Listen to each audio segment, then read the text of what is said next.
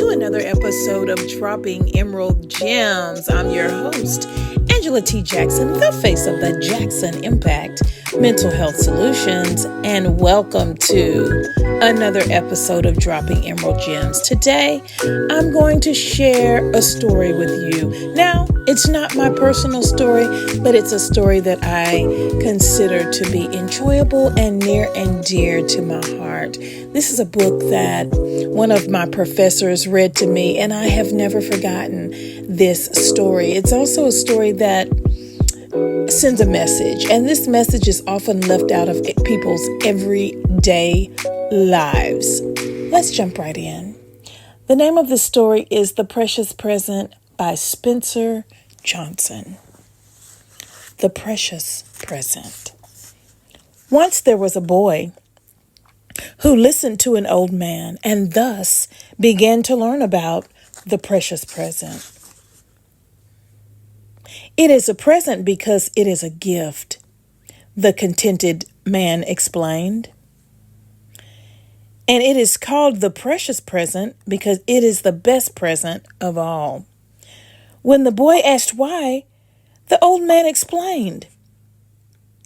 It is the best present a person can receive because anyone who receives such a gift is happy forever. Wow, the little boy exclaimed. I hope someone gives me the precious present. Maybe I'll get it for Christmas. The boy ran off to play, and the old man smiled. He liked to watch the little boy play. He saw the smile on the youngster's face and heard him laughing as he swung from a nearby tree. The boy was happy, and it was a joy to see. The old man also liked to watch the boy work. He even rose early on Saturday mornings to watch the little laborer across the street mow the lawn. The boy actually whistled while he worked. The little child was happy no matter what he was doing. It was indeed a joy to behold. When he thought about what the old man had said, the boy thought he understood. He knew about presents, like a bicycle he got for his birthday and a gift he found under the tree for Christmas morning. But as the boy thought more about it, he knew the joy of toys never lasts forever. The boy began to feel uneasy. What then, he wondered, is the precious present? What could be so good, so much better than any other present that it is called the precious present? What could possibly make me happy forever? He found it difficult to even imagine the answer, and so he returned to ask the old man, is the precious present a magical ring? One that I might put on my finger and make all my wishes come true? No, he was told. The precious present has nothing to do with wishing. As the boy grew older, he continued to wonder. He went to the old man. Is the precious present a flying carpet? He inquired. One that I could get on and go any place I'd like? No, the man quietly replied. When you have the precious present, you are perfectly content to be where you are. Now the boy was becoming a young man. He felt a little foolish for asking, but he was uncomfortable. He began to see that he was not achieving what he wanted. Is the precious present, he slowly ventured, a sunken treasure? Perhaps rare gold coins buried by pirates long ago? No, young man, the old man told him. It is not. The richness is rare, indeed, but the wealth of the precious present comes only from itself. The young man thought for a moment. Then he became annoyed. "You told me," the young man said, "that anyone who receives such a present would be happy forever. I never got such a gift as a child." "I'm afraid you don't understand," the old man responded. "You already know what the precious present is. You already know where to find it. And you already know how it can make you happy. You knew it best when you were a small child. You have simply forgotten." The young man went away to think. But as time passed, he became frustrated and finally angry. He eventually confronted the old man. "If you want me to be happy," the young man shouted, "why don't you just tell me what the precious present is?" "And where to find it?" the old man volleyed. "Yes, exactly," the young man demanded. "I would like to," the old man began, "but I do not have such power." "No one does. Only you have the power to make yourself happy," the old man said. "Only you. The precious present is not something that someone gives you. It is a gift that you give yourself." The young man was confused, but determined. He resolved to find the precious present himself. And so he packed his bags, he left where he was, and he went elsewhere to look for the precious present. After many frustrating years, the man grew tired of looking for the precious present. He had read all the latest books. He had looked in the Wall Street Journal. He had looked in the mirror and into the faces of other people. He had wanted so much to find the precious present. He had gone to extraordinary lengths. He had looked for it at the tops of mountains and in cold, dark caves. He had searched for it in dense, humid jungles and underneath the sea. But it was all to no avail. His stressful search had exhausted him. Occasionally, he even became ill, but he did not know why. The man returned wearily to the old man's side. The old man was happy to see him. They often smiled and occasionally laughed out loud together. The young man liked to be with the old man. He felt happy in his presence. He guessed that it was because the old man felt happy with himself. It was that the old man's life was so trouble-free. He didn't appear to have a lot of money. He seemed to be alone most of the time. In fact, there was no apparent reason why he was so much happier and healthier than most people. But happy he was, and so were those who spent time with him. Why does it feel so good to be with him? The young man wondered. Why? He left wondering. After many years, the once young man returned to inquire further. He was now very unhappy and often ill. He needed to talk with the old man, but the old man had grown very, very old, and all too soon he spoke no more. The wise voice could no longer be heard. The man was alone. At first, he was saddened by the loss of his old friend, and then he became frightened, very frightened. He was afraid that he would never learn how to be happy until he finally accepted what had always been true. He was the only one who could find his own happiness. The unhappy man recalled what the happy old man had told him so many years ago. But as hard as he tried, he could not figure it out. He tried to understand what he had heard.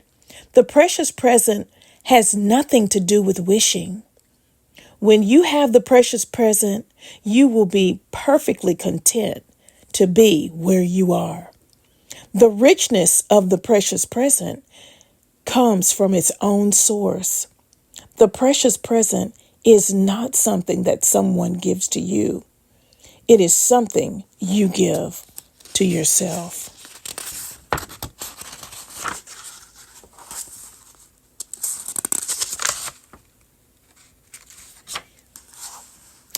The unhappy man was now tired of looking for the precious present. He had grown so tired of trying that he simply stopped trying. And then it happened. He didn't know why it happened, when it happened. It just happened. He realized that the precious present was just that, the present, not the past and not the future, but the precious present. He realized that the present moment is always precious, not because it is absolutely flawless, which it often seems not to be, but because it is absolutely everything it is meant to be at that moment. In an instant, the man was happy. He realized that he was in the precious present. He rose both hands and triumphantly unto the cool, fresh air. He was joyous. For one moment, then, just as quickly as he had discovered it, he let the joy of the precious present evaporate. He slowly lowered his hands, touched his forehead, and frowned. The man was unhappy once again. Why, he asked himself, didn't I see the obvious long ago? Why have I missed so many precious moments? Why has it taken me so long to live in the precious present? As the man remembered his fruitless travels around the world in his search for the precious present, he knew how much happiness he had lost. In the past, he had sensed what he thought was imperfect in too many moments. He had not experienced what each special time and place had to offer. He had missed a great deal. He left feeling sad. The man continued to berate himself, and then he saw what he was doing. He observed that he was trapped by his guilt about the past. When he became aware of his unhappiness and of him being in the past, he returned to the present moment. He was happy again. But then the man began to worry about his future. Will I, he asked, be able to know the joy of living in the precious present tomorrow? Then he saw he was living in the future and laughed at himself. He listened to what he now knew, and he heard the wisdom of his own voice. It is wise for me to think about the past and to learn from my past, but it's not wise for me to be in the past, for that is how I lose myself. It is also wise to think about the future and to prepare for my future, but it is not wise for me to be in the future, for that too is how I lose myself. And when I lose myself, I lose what is most precious to me. It was so simple, and now he saw it. The present nourished him. But the man knew it was not going to be easy. Learning to be in the present was a process he was going to have to do over and over, again and again, until it became a part of him. Now he knew why he had enjoyed being with the old man. The old man was totally present when he was with the younger man. The old man was not thinking about something else or wishing he was somewhere else. He was fully present. And it felt good to be with such a person. The younger man smiled at himself the way that the old man used to smile. He knew, I can choose to be happy now, or I can try to be happy when or if. The man chose now. And now the man was happy. He felt at peace with himself. He agreed to savor each moment in his life as perfect. The apparently good and the apparently bad, even if it didn't understand. Even if he didn't understand. For the first time in his life, it didn't matter. He accepted each of his precious moments on this planet as a gift. I know that some people choose to receive the precious present when they're young, others in middle age, and some when they're very old. Some people sadly never do. I can choose the precious present whenever I want. As the man sat thinking, he felt fortunate. He was who he was, where he was, and now he knew. He would always be who he was, where he was. He listened again to his own thoughts. The precious present is what it is. It is precious, even if I don't know why. It is already just the way it is supposed to be.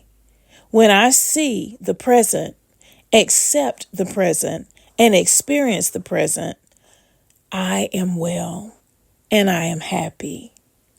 Pain is the difference between what is and what I want it to be.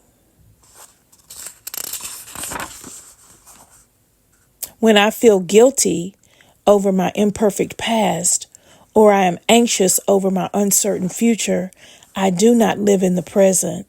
Then I experience pain. I make myself ill and I am unhappy.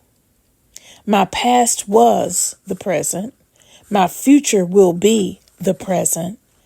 The present moment is the only reality I ever experience.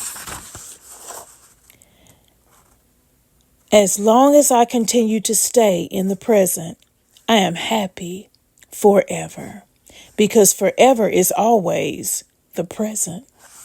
The present is simply who I am, just the way I am, right now. And it is precious. The precious present is something precious I can give to or receive from myself. For I am precious, and I am the precious present. The man smiled. Then he grinned. It was as though he could hear the old man talking. And then his grin widened, and he laughed. He felt a great joy. He knew he was listening, and not to the old man, but to himself. It felt good for him to be with himself just the way he was at that moment. He felt he had enough. He felt he knew enough. He felt he was enough. Now. He finally found and accepted the precious present, and he was completely happy. Several decades later, the man had grown into a happy, prosperous, and healthy old man. One day, a little girl came by. She liked to listen to the old man, as she called him. It was fun to be with him. There was something special about him, but she didn't know what it was. On one special day, the little girl began to really listen to the old man. Somehow she sensed something important in his calm voice. He seemed very happy. The little girl couldn't understand why. How could someone so old, she wondered, be so happy? She asked, and the old man smiled. Then he told her. All of a sudden, the little girl jumped up and squealed with delight. As the little girl ran off to play, the old man smiled, for he heard what she had said. "Wow," she exclaimed. "I hope someday someone gives me the precious present." I hope you enjoyed that story about the precious present. It's not about the future. It's not about wondering about the past, but it's taking advantage of what is happening right now at this very moment in the present. Don't waste the present moment. Oftentimes we feel like we have so much time. We have so much time to plan. We have so much time to wonder. We're trying to figure out if we are enough, if we have enough, if we have done enough. I charge you to ask yourself, are you doing enough with the precious present? Take care. Thank you so much. I hope you enjoyed that story.